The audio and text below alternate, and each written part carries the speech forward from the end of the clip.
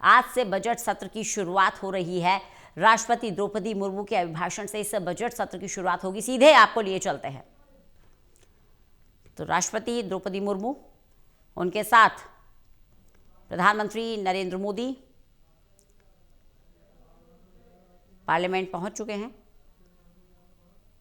ओम बिरला उनके साथ, लोकसभा स्पीकर।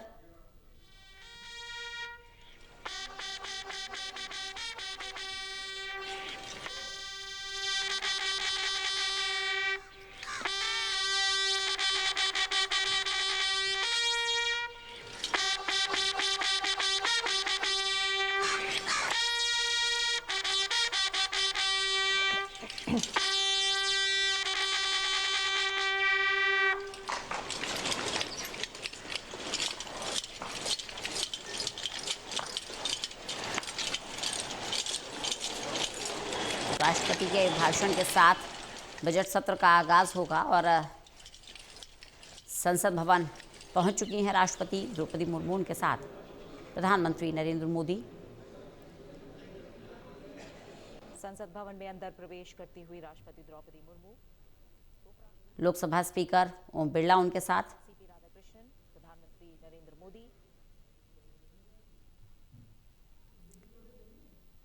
संसदीय कार्य मंत्री किरण रिजिजू भी उनके साथ।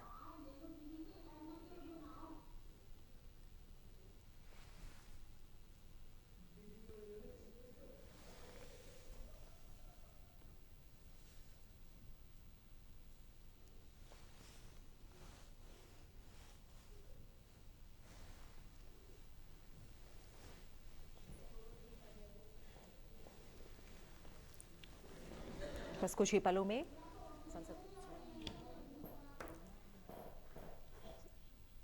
तो राष्ट्रपति के भाषण के साथ सत्र का आगाज होगा और संसद भवन पहुंच चुकी हैं राष्ट्रपति द्रौपदी मुर्मू, उनके साथ प्रधानमंत्री नरेंद्र मोदी भी हैं, लोकसभा स्पीकर ओम बिरला भी हैं, संसदीय कार्य मंत्री किरण रिजिजू भी उनके साथ है।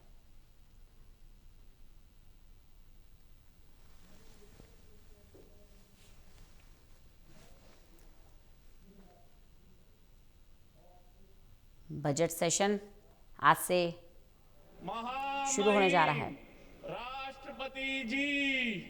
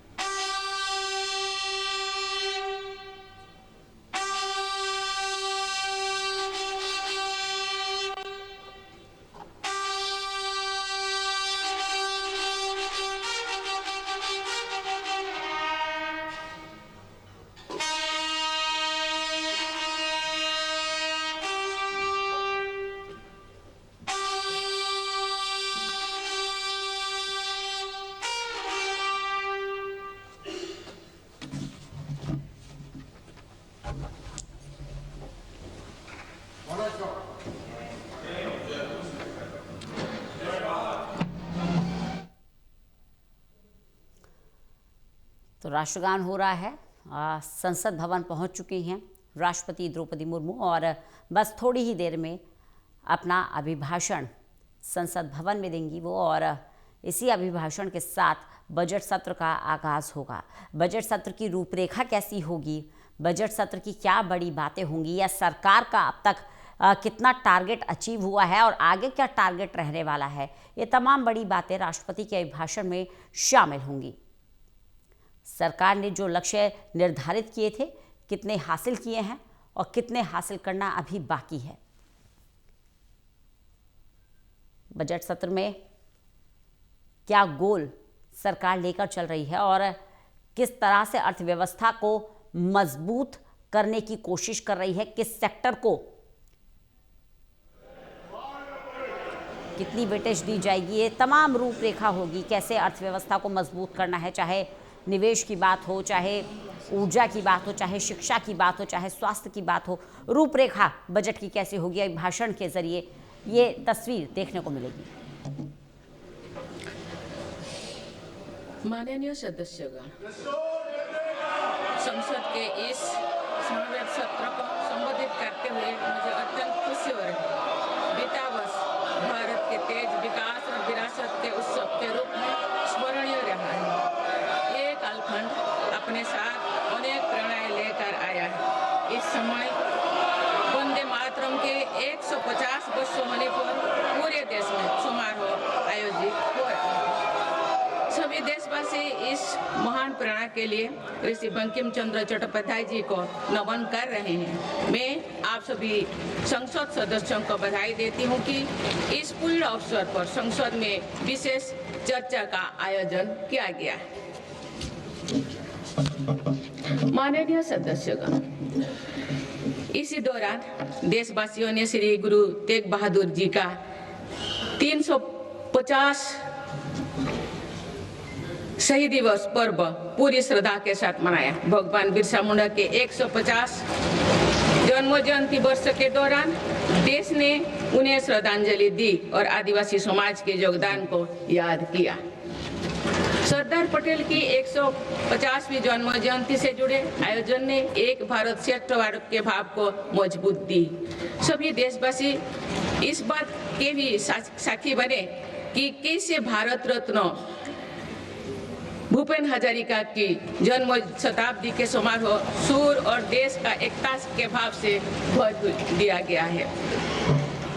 जब देशवासी अतीत के ऐसे महान पड़ावों और अपने पूर्वजों के महान योगदान को याद करते हैं तो नई पीढ़ी के प्रेरणा मिलती है। ये प्रेरणा विकसित भारत के और हमारी यात्रा के ओर गति देती है। माननीय सदस्यगण, वर्ष 2026 के साथ ही हमारे देश इस सदी के दूसरी पड़ाव पर पहुंच गया है। भारत के लिए सदी के पहले 25 वर्षों का समापन अनेक सफलताओं, गौरवशाली उपलब्धियों और असाधारण अनुभवों के साथ हुआ है। बीते 10-11 वर्षों में भारत ने हर क्षेत्र में अपनी नींव मजबूत की है।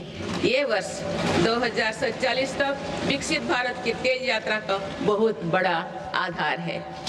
माननीय सदस्यगण, बाबा साहेब अम्बेडकर ने हमेशा समानता और सामाजिक न्याय पर जोर दिया है। हमारे संविधान भी हमें यही प्रेरणा देता है। सच्चा सामाजिक न्याय यानी देश के हर नागरिक को उसका पूरा हक मिले, बिना किसी भेदभाव से मिले।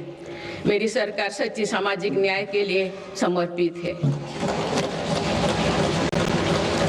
और इसी का नतीजा है कि पिछले एक दशक में 25 करोड़ देशवासी गरीबी को हराकर गरीबी से बाहर निकल के सरकार के तीसरे कार्यकाल में गरीबों को सशक्त करने के लिए अभियान और तेजी से आगे बढ़ा है। पिछले एक दशक में गरीबों के 4 करोड़ पक्के घर बने। बीते एक वर्ष में 32 लाख नए घर गरीबों के को मिले।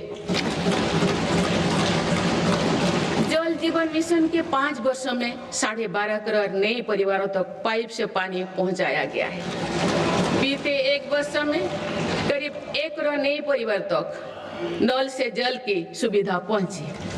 उज्ज्वला योजना के माध्यम से अब तक 10 करोड़ से ज्यादा परिवारों को एलपीजी कनेक्शंस मिले हैं और पिछले वर्ष भी ये अभियान तेजी से आगे बढ़ रहा है।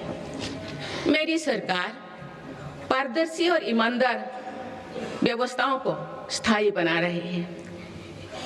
इसी एक वर्ष में सरकार ने 7 लाख करोड़ रुपया से अधिक लाभ डीबीटी के माध्यम से सीधे लाभार्थियों को पहुंचाया।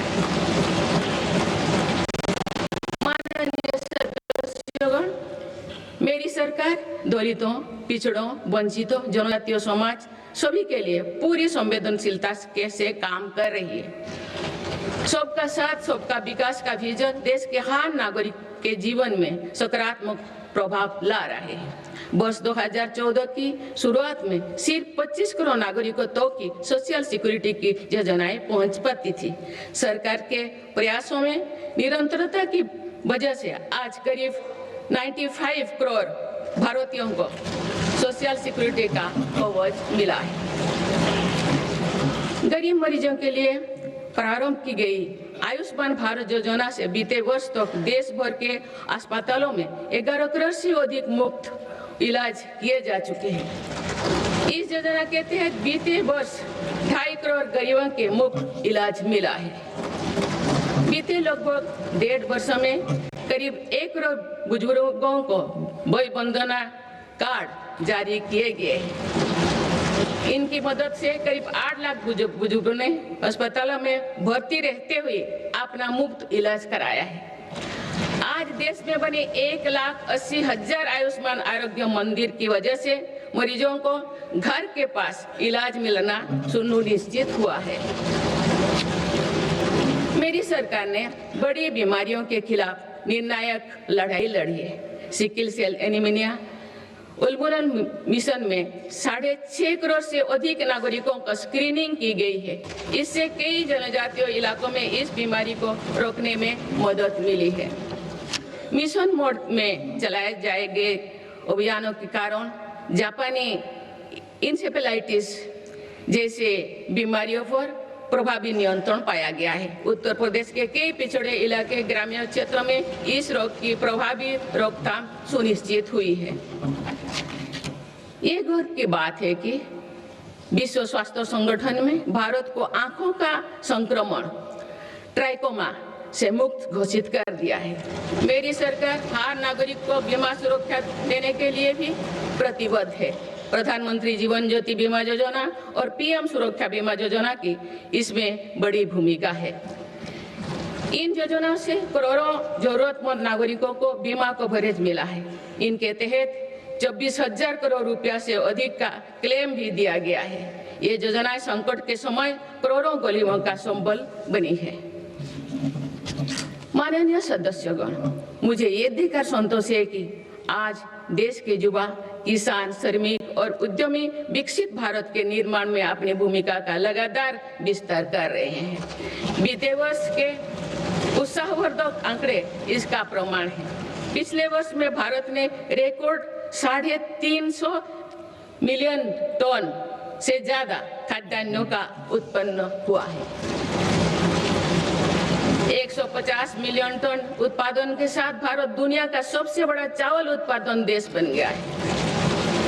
हमारा देश विश्व का दूसरे सबसे बड़ा मछली उत्पादन देश भी बना है। ये ब्लू इकोनॉमी में देश की सफलता को दिखाता है। दूध उत्पादन क्षेत्र में भी भारत दुनिया के सबसे सफल देश के रूप में जाना जाता है। एक सहकारिता आंदोलन की मजबूती का परिणाम है। देश के मैन्युफैक्चरिंग सेक्टर में भी इस दौरान रिकॉर्ड ग्रोथ दर्ज किया है। मोबाइल मैन्युफैक्चरिंग जैसे फील्ड में भारत अब दुनिया का दूसरे सबसे बड़ा देश बन गया है। 2025-26 के पहले 5 महीने में भारत का स्मार्टफोन एक्सपोर्ट 1 लाख करोड़ रुपया के पार हो गया था।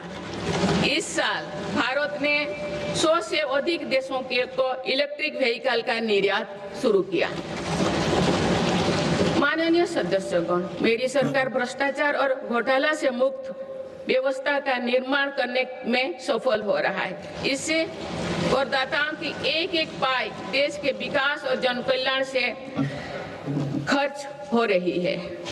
भारत आज आधुनिक इंफ्रास्ट्रक्चर पर अभूतपूर्व निवेश कर रहा है। जल, थल, नभ हर क्षेत्र में भारत की तेज गति आज विश्व में चर्चा का विषय है। अटल जी के समय पीएम ग्रामीण सड़क योजना शुरू हुई थी।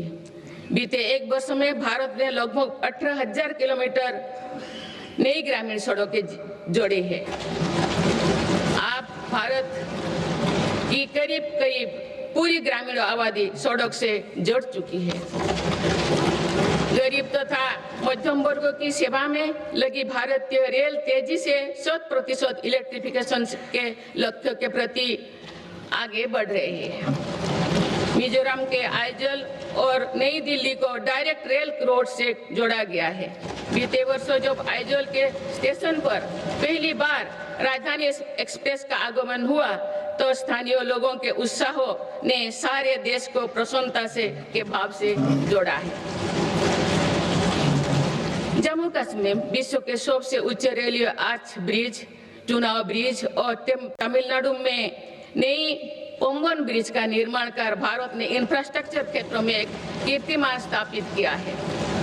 आज जम्मू कश्मीर से केरल तक 150 से ज्यादा वंदे भारत ट्रेनों का नेटवर्क खड़ा हो चुका है। कुछ दिन पूर्व ही वंदे भारत ट्रेनों के नई पीढ़ी का पदार्पण हुआ है। बंगाल से असम के बीच वंदे भारत स्लीपर ट्रेनों की शुरुआत भारत की रेल प्रगति की नई उपलब्धि है। भारत के मेट्रो नेटवर्क पर भी देशवासियों को गर्व है। 2025 में भारत का कुल मेट्रो नेटवर्क 1000 किलोमीटर के ऐतिहासिक आंकड़ों को पार कर गया है। भारत दुनिया के तीसरी सबसे बड़े मेट्रो नेटवर्क वाला देश बन गया है। मेरी सरकार ने इनलैंड वाटरवेज के विकास पर भी अनेक काम किए हैं। पहले भारत में राष्ट्रीय जलमार्गों की संख्या 5 थी, जो अब 100 से अधिक हो चुकी है। इससे उत्तर प्रदेश, बंगाल, बिहार समेत पूर्वी भारत के राज्य लॉजिस्टिक हब बनकर उभर रहे हैं। क्रूज टूरिज्म से तटीय और नदी इलाकों में पर्यटन बढ़ रहा है और स्थानीय अर्थव्यवस्था मजबूत हो रही है। माननीय सदस्यगण, स्पेस टूरिज्म भी अब भारत की पहुंच से दूर नहीं है। भारत के युवा अंतरिक्ष यात्री शुभांशु शुक्ला का इंटरनेशनल स्पेस स्टेशन पर पहुंचना एक ऐतिहासिक यात्रा का आरंभ है। आने वाले समय में हमारा देश